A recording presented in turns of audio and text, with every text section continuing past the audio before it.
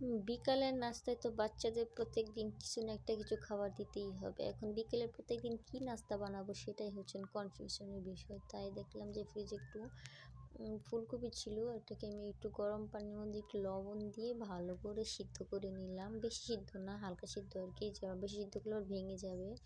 তারপর এখানে বেসনের মধ্যে হলুদ আর লবণ, মরিচ হালকা দিয়েছি, তো বাচ্চারা খাবে সেইজন্য। তারপর হচ্ছে এটাকে আমি একটু ভালো করে একটা বেসনের প্যাটারা বানিয়ে নিয়েছি।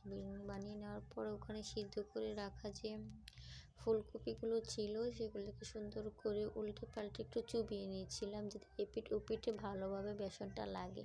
খেয়াল রাখতে হবে বেসনটা যাতে খুব ভালোভাবে লাগে। তারপর হচ্ছে আমি একটা কড়াইতে তেল গরম করে নিলাম। কড়াইটা তেল গরম করে নেওয়ার পরে যে ওই বেসনের ফুলকপিটাকে একটু ভালো করে মেখে ওই তেলের মধ্যে দিয়ে দিলাম। দিয়ে সাথে সাথে কিন্তু উল্টানো যাবে না, তাহলে ভেঙে যাবে। দেখতে হবে যে ওই নিচের পিঠটা কি ভালোভাবে তেলের সাথে অ্যাডজাস্ট হয়েছে কিনা। যখন দেখবেন যে একটু হালকা হালকা হয়েছে, তখন এটাকে আস্তে আস্তে উল্টাতে হবে।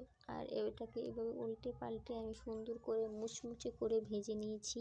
আর এটা দেখে তো বাচ্চারা খুবই খুশি হয়ে যায়। এটা ছোটো বড়ো সবাই খেতে পারে, বড় মানুষও খেতে পারে, যেহেতু ফুলকপিটা একটু নরম টাইপের, এর জন্য আরও বেশি মজাদার। এখানে আমি বেশি মশলা ইউজ করিনি, কারণ যেহেতু বাচ্চারা খাবে, বাচ্চাদেরকে একটু কম মশলাদার খাবার খাওয়ানোই সবচেয়ে ভালো।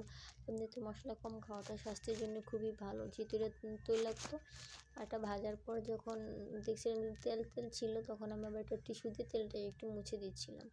এই তো হয়ে গেলো আমার খুবই সহজে বেসনের পকোড়া, ফুলকপির পকোড়া।